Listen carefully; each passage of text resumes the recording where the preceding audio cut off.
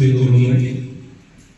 Gulf Indian social സേവനമായ പ്രവർത്തനങ്ങൾ ചെയ്തു വരുന്ന സംഘടന എന്നുള്ള വിവരം സന്തോഷപൂർവ്വം ഞാൻ ഇവിടെ അറിയിക്കുകയാണ്. അധികം ഞാൻ എൻ്റെ പ്രസംഗം നീട്ടിക്കൊണ്ട് പോകുന്നില്ല. ഇന്നിവിടെ ഒരു ഇഫ്താർ സംഗമം സംഘടിപ്പിക്കുവാൻ നമ്മളെ സഹകരിച്ച എല്ലാ സഹോദരന്മാർക്കും ഞാൻ നന്ദി രേഖപ്പെടുത്തിക്കൊള്ളുന്നു. അതേപോലെ തന്നെ റംസാൻ പുണ്യമാസത്തിൽ വ്രതമനുഷ്ഠിക്കുന്ന എല്ലാവർക്കും പഠിച്ചവരാണ് അനുഗ്രഹം ഉണ്ടാവട്ടെ എന്ന് പ്രാർത്ഥിച്ചുകൊണ്ട് എൻ്റെ വാക്കുകൾ ഉപസംഹരിക്കുന്നു. നന്ദി, നമസ്കാരം, അസ്സലാമു അലൈക്കും. ഹമീദ് പാല.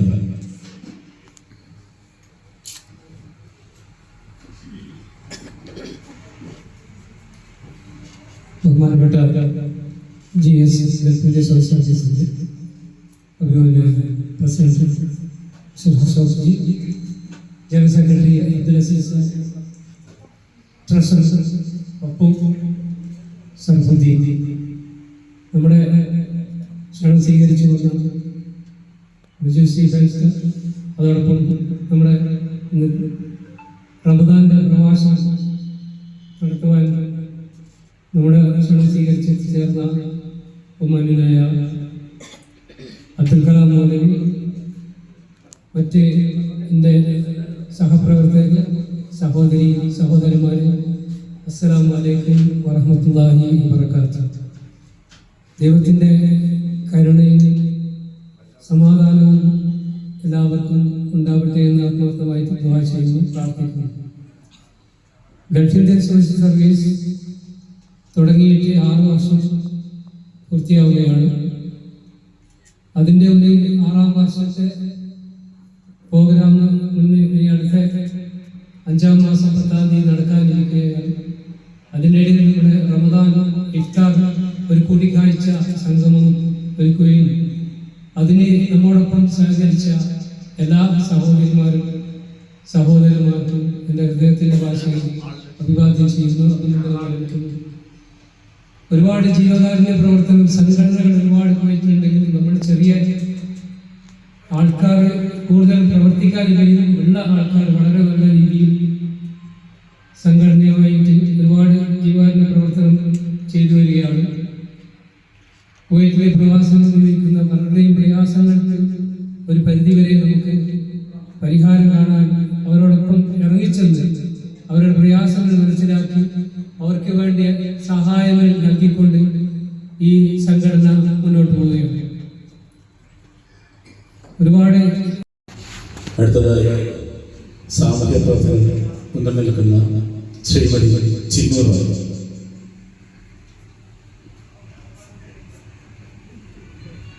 അസ്സലാമു അലൈക്കും. എല്ലാവർക്കും നമസ്കാരം. ഞാൻ കൂടുതലൊന്നും പറയുന്നില്ല, എങ്കിലും ഈ ഇഫ്താർ ദിനത്തിലേക്ക് എന്നെ ക്ഷണിച്ച പ്രസിഡന്റിനും ചെയർമാനും മറ്റെല്ലാ സഹപ്രവർത്തകരോടും നന്ദി അറിയിക്കുന്നു. അതുപോലെ തന്നെ ഈ റംദാൻ നാളിൽ എല്ലാവരെയും ദൈവം തമ്പുരാൻ അനുഗ്രഹിക്കട്ടെ എന്ന് പ്രാർത്ഥിച്ചുകൊണ്ട് നിർത്തുന്നു. നന്ദി, നമസ്കാരം.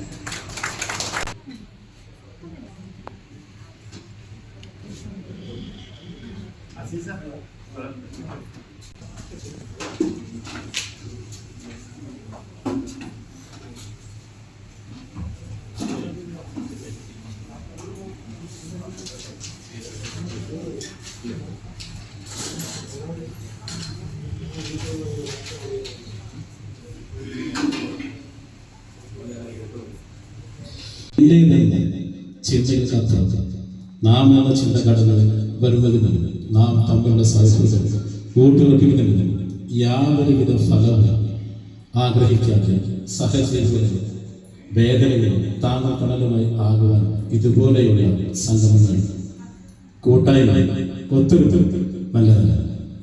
എല്ലാവിധ മതങ്ങളും ആഘോഷങ്ങളും നമ്മെ പഠിപ്പിക്കുന്നത് അതുതന്നെയാണ്.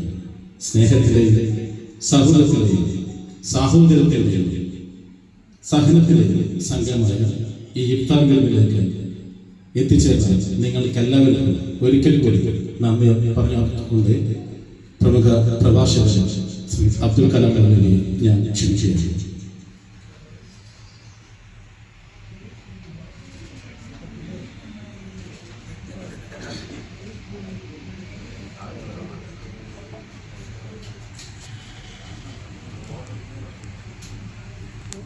അസ്സലാമു അലൈക്കും വറഹ്മത്തുള്ളാഹി വബറകാതുഹു.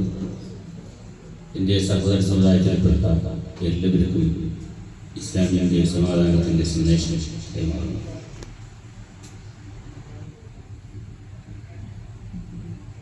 റമദാൻ മാസത്തിൽ ഇങ്ങനെ ഒരു സദസ്സ് മനസ്സിന് വളരെ കുളിർമയും സന്തോഷവും നൽകുന്ന ഒരു സദസ്സാണ്.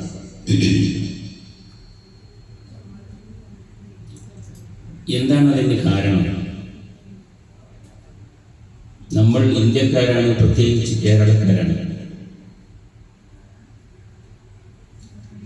കേരളക്കാരായ നമ്മളുടെ ജീവിതം എല്ലാവരുമായി ഇടകലർന്ന് മുട്ടിയുരുമി സ്നേഹം പങ്കിട്ടുകൊണ്ട് ഉള്ളൊരു ജീവിതമാണ് കേരളക്കാരുടേത്.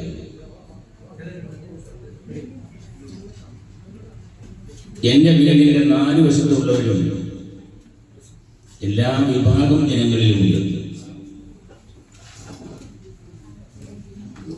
സ്കൂളിൽ പഠിക്കുന്ന കാലഘട്ടം, ഒരു 5ലും 6ലും പഠിക്കുന്ന സമയത്ത് ഓർത്ത് നോക്കുകയാണെങ്കിൽ എൻ്റെ വീടിൻ്റെ ഏകദേശം കുറച്ച് അടുത്തായിട്ട് ചെങ്കൂർ അമ്മ എന്ന് പറയുന്ന ഒരു അമ്മയുണ്ട്. ഞാൻ കൊല്ലം ജില്ലക്കാരനാണ്, അമ്പലമൂരിലാണ് എൻ്റെ വീട്. അന്ന് വയലിൽ കൊയ്യാൻ പോകും, ഉമ്മയോടൊപ്പം ഞങ്ങൾ പോകും. അത് രസമാണ്. കറ്റയൊക്കെ കൊയ്തെടുത്ത് നമ്മളും അവരോടൊപ്പം ഒരു കറ്റയൊക്കെ ചുമന്ന് വീട്ടിൽ കൊണ്ടുകൊടുക്കുന്ന സമയത്ത് ആ അമ്മ നമ്മൾ ഇന്നും ആഗ്രഹിക്കുന്ന നമ്മുടെ പഴങ്കഞ്ഞി നല്ല മോരൊക്കെ ഒഴിച്ച് പച്ചമുളക് ഞെരുടി കുടിച്ചാലെന്തായിരിക്കും എന്നുള്ള ആഗ്രഹത്തോടുകൂടെ പഴങ്കഞ്ഞി, പഴയ കാലത്ത് ഇന്നതൊക്കെ പഴഞ്ചനായി പോയി. അത്തരം ഭക്ഷണങ്ങൾ തന്ന് കഴിച്ചിട്ടുള്ള ശരീരമാണ് ഈ ശരീരം. നമ്മൾ ഓർത്തു നോക്കുക, നമ്മുടെ മുൻപ് കഴിഞ്ഞു പോയ കാലഘട്ടത്തിൻ്റെ ദിവസങ്ങൾ ഇതുപോലെ തന്നെ ആയിരിക്കും നമ്മുടെ കേരളത്തിലെ എല്ലാവരുടെയും ഒരുമാതിരിപ്പെട്ട ഒട്ടുമിക്ക ആൾക്കാരുടെയും ജീവിതം. അന്ന് അയൽപക്ക ബന്ധമുണ്ടായിരുന്നു. കാലം കുറേ മുന്നോട്ട് പോയി നമ്മളുടെ ഈ കാലാവസ്ഥ ഈ സമയത്ത് വന്നെത്തി. ഇന്നത്തെ അവസ്ഥ എന്താണ്? നമ്മൾ ആദ്യം ഒരു വീട് പൂർത്തിയാക്കും. വീട് പണിത് പൂർത്തിയാക്കുന്നതിനോടൊപ്പം അതിനോട് ഒരുങ്ങി നിൽക്കുന്ന നല്ലൊരു മതിൽ നമ്മൾ ഒരു ഗേറ്റ് വരും. കടിക്കുന്ന പട്ടി വീട്ടിൽ ഇല്ലെങ്കിൽ ഒരു ഗേറ്റിൽ ഒരു ബോർഡ് നോക്കും, കടിക്കുന്ന പട്ടി കൊണ്ട് ശ്രദ്ധിക്കുക. എന്തിനെന്നറിയുമോ? ആരും നമ്മുടെ വീട്ടിലേക്ക് കടന്നു വരാതിരിക്കാൻ. യാചകരെ മാത്രം അകറ്റാനുള്ളതല്ല ബോർഡ്.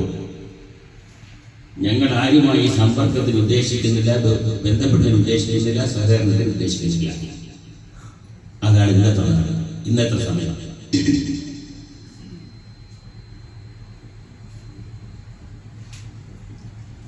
ഒരു വീട്ടിൽ അത്യാഹിതമുണ്ടായപ്പോൾ പരിസരവാസികളെല്ലാം ഓടി.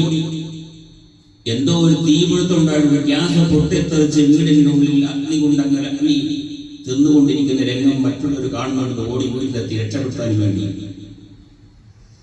ആ വീടിന്റെ ഉള്ളിൽ കടക്കാൻ പറ്റുന്നില്ല. ഗേറ്റ് ഇന്റർനെറ്റിനോ ഒരു റിമോട്ട് കൺട്രോളിലുള്ള ഗേറ്റാണ്. അത് ആ വീട്ടുകാർക്ക് മാത്രമേ അറിയൂ. അവർ സ്വിച്ച് തട്ടിയെങ്കിൽ ഗേറ്റ് തുറക്കും.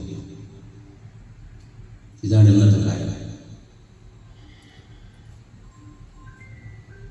സ്നേഹത്തിൻ്റെ, സാഹോദര്യത്തിൻ്റെ, കരുണയുടെ ഒരു വഴിയും ഇന്ന് നമ്മളിലില്ല, അവശേഷിക്കുന്നില്ല. ഉണ്ടെങ്കിൽ പോലും അത് തച്ച് തകർക്കുന്നതിന് വേണ്ടി വിവിധങ്ങളായ ഗൂഢപ്രവർത്തനങ്ങളിൽ അണിയറയിൽ ഒരുങ്ങിക്കൊണ്ടിരിക്കുന്നു.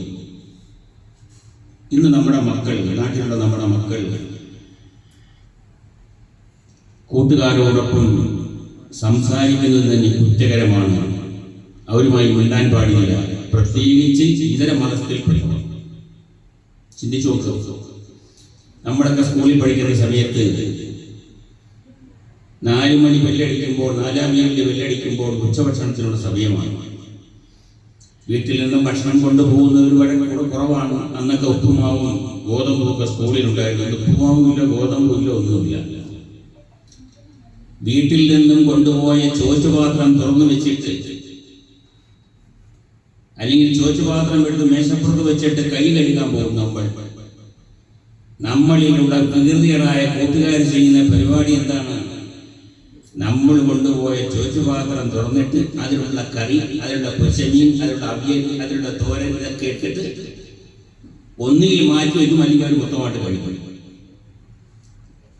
നമ്മൾ വന്ന് ഭക്ഷണം കഴിക്കാൻ നോക്കുമ്പോൾ പച്ച ചോറ് മാത്രമായിരിക്കും. ഇത് നോക്കി മറ്റുള്ളവർ ചിരിച്ചിട്ട് അവരുടെ പാത്രങ്ങളിലുള്ള കറികൾ അതാര് പാചകം ചെയ്തതാണ്? ഏതോ അമ്മമാര് പാചകം ചെയ്ത കറികൾ.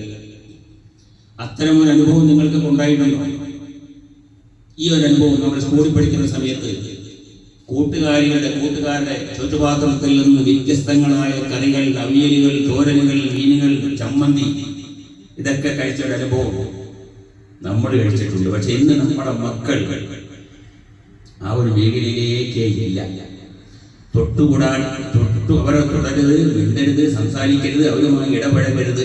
ഇതാണ് നമ്മൾ വീട്ടിൽ നിന്ന് നമ്മുടെ മക്കളോട് പറഞ്ഞു കൊടുക്കുന്നത്. അയൽപക്ക ബന്ധങ്ങളില്ല, ഒരു സ്നേഹവുമില്ല. ഇത്തരുണത്തിൽ ഈ അടുത്ത സമയത്ത് ഫേസ്ബുക്കിൽ കൂടി വായിച്ച ഒരു സംഭവം നിങ്ങളുടെ ശ്രദ്ധയിൽ ഞാൻ പെടുത്തുകയാണ്. നമുക്ക് ഒരുപാട് സമയങ്ങളില്ല. ഇഫ്താറിന് ബാങ്ക് കൊടുക്കുന്ന സമയമാണ് നമ്മൾ നോക്കിക്കേണ്ട ടൈം. ഒരു വില്ലേജ് ഓഫീസർ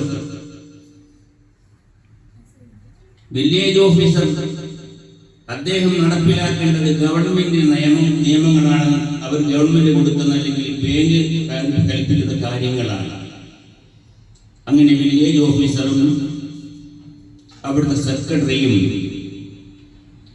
ഒരു ബാങ്കിന്റെ ഉദ്യോഗസ്ഥരോടൊപ്പം ഒരു ചെറ്റക്കുടിയിൽ പോകാൻ ഇടയായി. എന്താ സംഭവം? ആ വീട്ടിൽ താമസിക്കുന്ന ഗൃഹനാഥൻ ഒരു ലോൺ എടുത്തിരുന്നു, ഒരു വീട്ടിൽ നിന്ന്, ഒരു ബാങ്കിൽ നിന്ന്. ആ സഹോദരന് പെട്ടെന്ന് ആക്സിഡന്റിൽപ്പെട്ടു. ഗുരുതരമായ രോഗങ്ങളായി, ജോലി ചെയ്യാൻ പറ്റാതെയായി, ബാങ്കിന്റെ കടം അടയ്ക്കാൻ പറ്റാതായി. ജപ്തി നോട്ടീസ് വന്നു.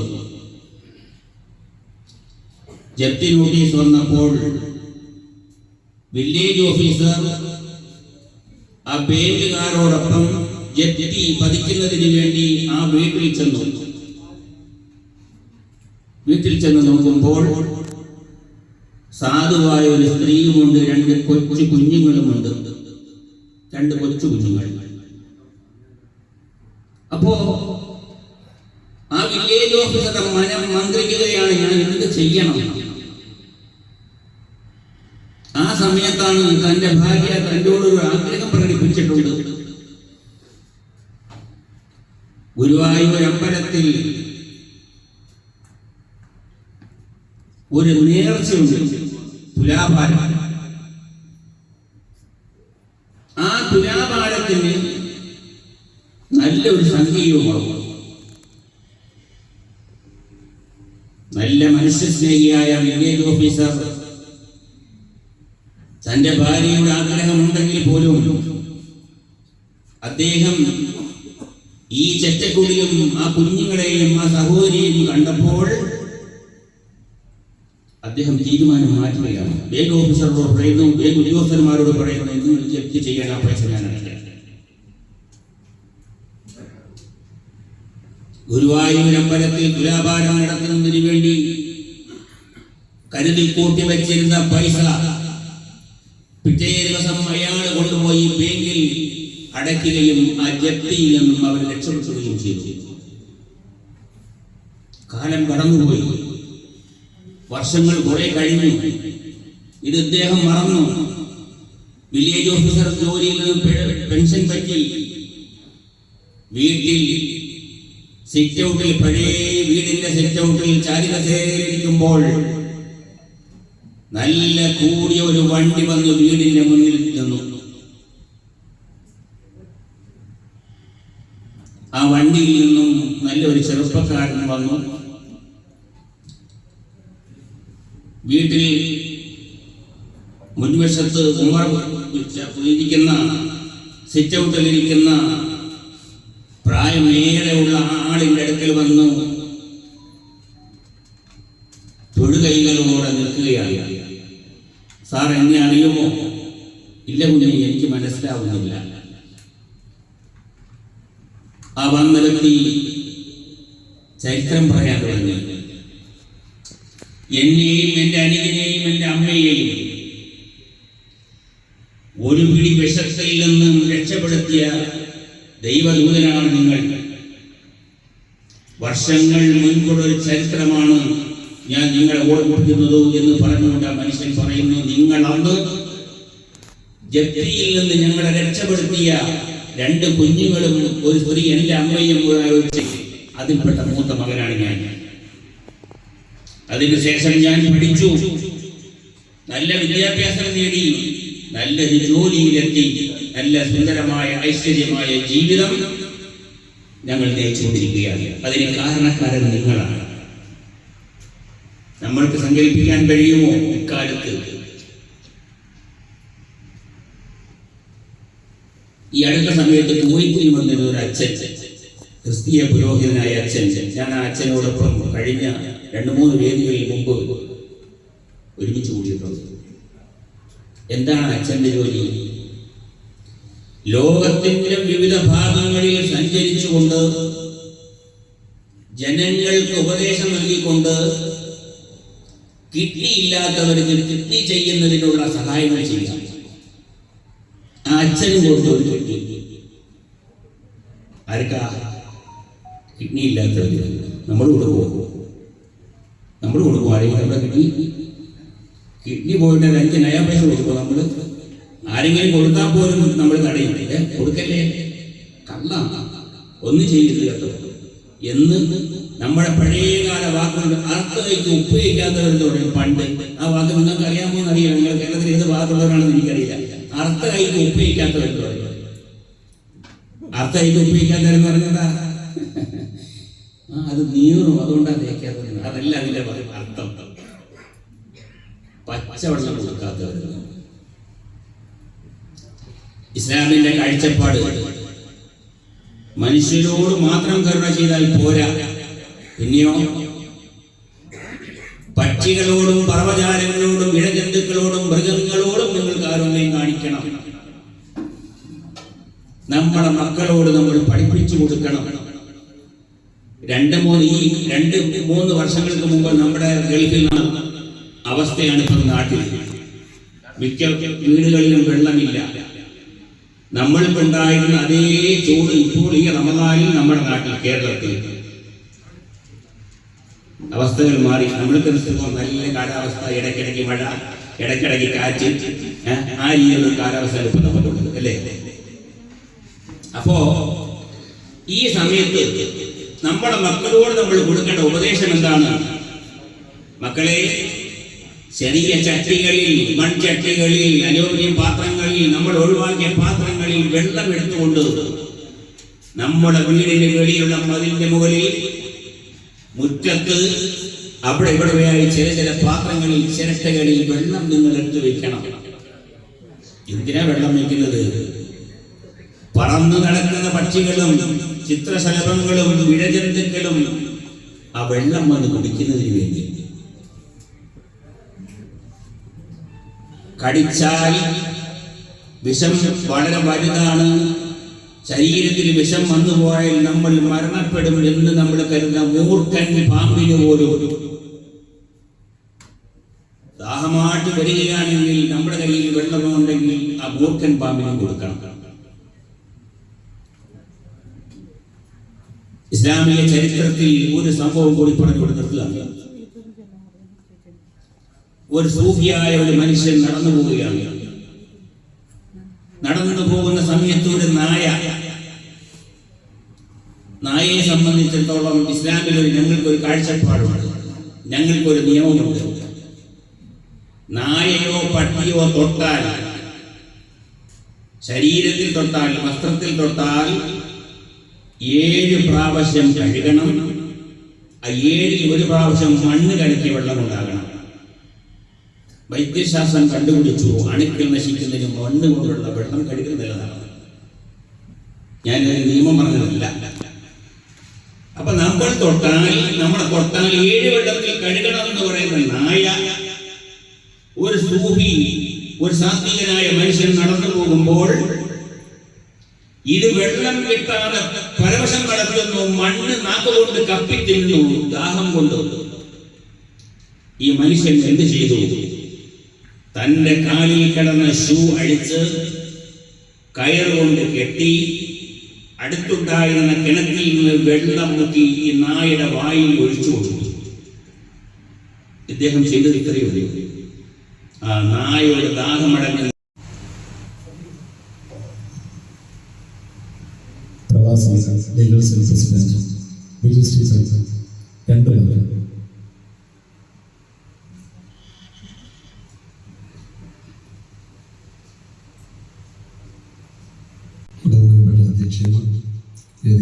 സംസാരിക്കുന്ന പുണ്യങ്ങളുടെ പൂക്കാലമായ റംസാൻ മാസത്തിൽ ഇങ്ങനെ നേതൃത്വത്തിൽ അഭിനന്ദനങ്ങൾ അർപ്പിക്കുകയാണ്. റംസാൻ തുടങ്ങിയ ദിവസം മുതൽ ഇന്ന് വരെയും പല സ്ഥലങ്ങളിൽ ഇഫ്താർ ആഘോഷിക്കപ്പെടുകയാണ്. എന്നോട് ഒരാൾ ചോദിച്ചു, കുവൈറ്റിൽ ഇത്രയും വലിയ സംഘടനകളുണ്ടോ എന്ന് ചോദിച്ചു.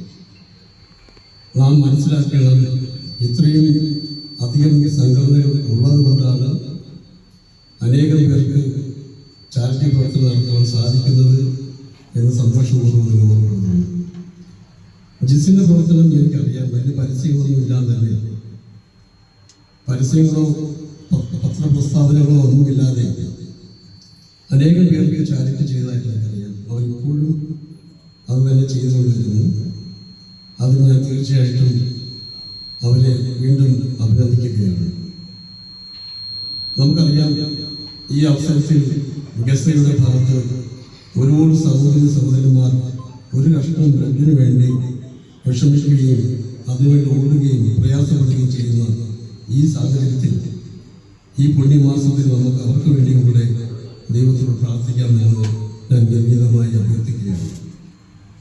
അധികമൊന്നും സംസാരിക്കാൻ ആഗ്രഹിക്കുന്നില്ല. എനിക്കൊരു അവസരം തന്നതിൻ്റെ പ്രവർത്തകർക്കും ഭാരവാഹികൾക്കും എൻ്റെ നന്ദി അറിയിക്കുന്നു. അതോടൊപ്പം തന്നെ ഈ ഇഫ്താർ പങ്കെടുത്ത എല്ലാവർക്കും എൻ്റെ സ്നേഹം അറിയിക്കുന്നതോടൊപ്പം ഈ പരിപാടി ഉദ്ഘാടനം ചെയ്തതായിട്ട് ഞാൻ പ്രഖ്യാപിക്കുന്നു. നന്ദി, നമസ്കാരം. Thank you so much. നമ്മുടെ കയ്യിൽ സമ്പത്ത് കൊടുക്കാനില്ലെങ്കിലും, ഞാൻ പറഞ്ഞു വന്ന വാചകം പ്രവാചകനിലേക്ക് പറഞ്ഞത്, നീ പുഞ്ചിരി കൊണ്ട് സ്ഥാനം നൽകുക. ഏതൊക്കെയോ ഒരു വിഷമങ്ങൾ പറഞ്ഞ് നമ്മുടെ അടുത്ത് ഒരാൾ വന്നു. നല്ല ഡോക്ടർമാരുടെ സ്വഭാവം എന്തെന്നറിയുമോ? നല്ല വൈദ്യന്മാരുടെ ഡോക്ടർമാരുടെ സ്വഭാവമാണ്. നമുക്ക് എന്തൊക്കെയോ അസുഖം കൊണ്ടെന്ന് കരുതിയാണ് ഡോക്ടറെ അടുത്ത് പോയത്. ഡോക്ടർ സാന്ത്വനത്തിന്റെ, സമാധാനത്തിന്റെ, സന്തോഷത്തിന്റെ ആ വാക്കുകൾ, ആ തട്ടലുകൾ, നമ്മുടെ ആത്മ സുഹൃത്തുക്കൾ, നമ്മളോട് ഒത്തുചേർന്ന് നിൽക്കുന്നവർ, എന്ത് വന്നാലും നിന്ന് ഞങ്ങൾ മുറുകെ പിടിക്കും, വിഷമിക്കേണ്ടതില്ല എന്ന് പറഞ്ഞ് നമ്മളോടൊപ്പം കട്ടയ്ക്ക് നിൽക്കുന്ന നമ്മുടെ 2 സുഹൃത്തുക്കളുണ്ടെങ്കിൽ നമ്മുടെ ഭൂരിപക്ഷം ദുഃഖങ്ങളും വിഷമങ്ങളും മാറും. അപ്പോ പുഞ്ചിരി ധർമ്മമാണ്, ദാനമാണ്, സദക്കയാണ്. പുഞ്ചിരിക്കുന്നതിന് മറ്റ് ചെലവൊന്നുമില്ല. ഉണ്ടോ? നമ്മൾ ചിലപ്പോൾ ഞങ്ങൾക്ക് പുഞ്ചിരിച്ചു കൊടുക്കുകയില്ലേ? ഞാനങ്ങനെ ചെയ്യില്ല. അങ്ങനെ ഊരിപ്പ് കെട്ടിയ പെരുവിടെ അങ്ങനെ നിൽക്കുക. പുഞ്ചിരിക്കുന്നത് കൊണ്ട് നമ്മുടെ മനസ്സിന്റെ ഉള്ളിലുള്ള ദുഃഖങ്ങൾ ഒഴുകിപ്പോകും. നമ്മൾ ഒരുപാട് ദുഃഖം പേർന്നവരാണ് മനസ്സിന്റെ ഉള്ളിലൂടെ. സന്തോഷം കൊണ്ട്, സമാധാനം കൊണ്ട്, മറ്റുള്ളവരോട് ഇടപഴകുന്നത് കൊണ്ട് ഒരുപാട് ഗുണങ്ങൾ കിട്ടും. ഇത്തരം കൂട്ടായ്മകൾ ഒരു വ്യക്തിക്ക് ചെയ്യാൻ കഴിയാത്ത ഒരുപാട് കാര്യങ്ങൾ ഇതുപോലുള്ള കൂട്ടായ്മകൾ ചെയ്യുമ്പോൾ ചെയ്യാൻ കഴിയും. സാന്ത്വന പ്രവർത്തനങ്ങൾ, മറ്റുള്ളവരെ സഹായിക്കുക, ഇത്തരം സംഘടനകൾ ചെയ്യുന്നതൊക്കെ ഇത് തന്നെയാണ്. വിശുദ്ധമായ ഈ റമദാൻ മാസത്തിൽ നല്ല ഒരു സദസ്സ് കേരളത്തിന്റെ അങ്ങോളം ഇങ്ങോളമുള്ള പല ജില്ലകളിലുമുള്ള സഹോദരന്മാർ ഒരുമിച്ച് കൂടിക്കൊണ്ട് ഈ ഇഫ്താറിന് നോമ്പ് പിടിച്ച വളരെ കുറഞ്ഞ ആൾക്കാരെ ഉണ്ടെങ്കിലും അവരോട് ഐക്യദാർഢ്യം പ്രകടിപ്പിച്ചുകൊണ്ട് ഈ ഒത്തുചേർന്ന നിങ്ങൾക്കൊക്കെ അഭിവാദ്യങ്ങൾ നേരുന്നു. വളരെ സന്തോഷമുണ്ട്. നമ്മൾ ഈ സംരംഭത്തിന് വേണ്ടി ഈ ഇഫ്താറിന് വേണ്ടി ഭക്ഷണം നൽകിയവരുണ്ടാവും, വെള്ളം കൊടുത്തവരുണ്ടാവും, സഹായങ്ങൾ ചെയ്തവരുണ്ടാവും. അവർക്കെല്ലാം സൃഷ്ടാവായ തമ്പുരാൻ അർഹമായ പ്രതിഫലം കൊടുത്ത് അനുഗ്രഹിക്കട്ടെ. ഇനിയും നമ്മൾക്ക് ഇതുപോലെ ഒത്തുകൂടാൻ ദൈവം തമ്പുരാൻ സൃഷ്ടാവായ അല്ലാഹു അനുഗ്രഹിക്കട്ടെ എന്ന് മാത്രം പ്രാർത്ഥിച്ചുകൊണ്ട് ഈ ഒരു സംരംഭത്തിന് വേണ്ടി എന്നെ ക്ഷണിച്ച ഇതിന്റെ സംഘാടകർക്ക് പ്രത്യേകമായി നന്ദി അറിയിച്ചുകൊണ്ട് വീണ്ടും നമ്മൾക്ക് കണ്ടുമുട്ടാം എന്ന് പറഞ്ഞുകൊണ്ട് നിർത്തുന്നു. നന്ദി, നമസ്കാരം.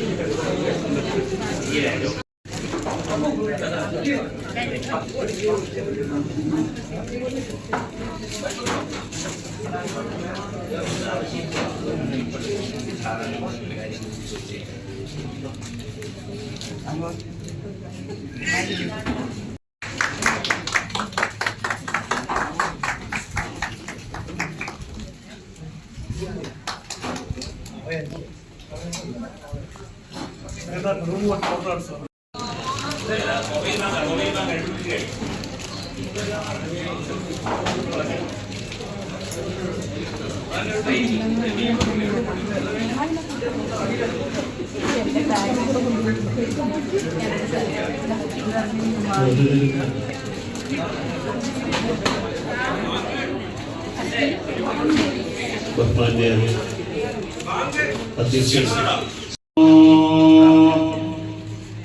حي على الصلاة حي على الصلاة حي على الفلاح حي على الفلاح الله أكبر الله أكبر لا إله إلا الله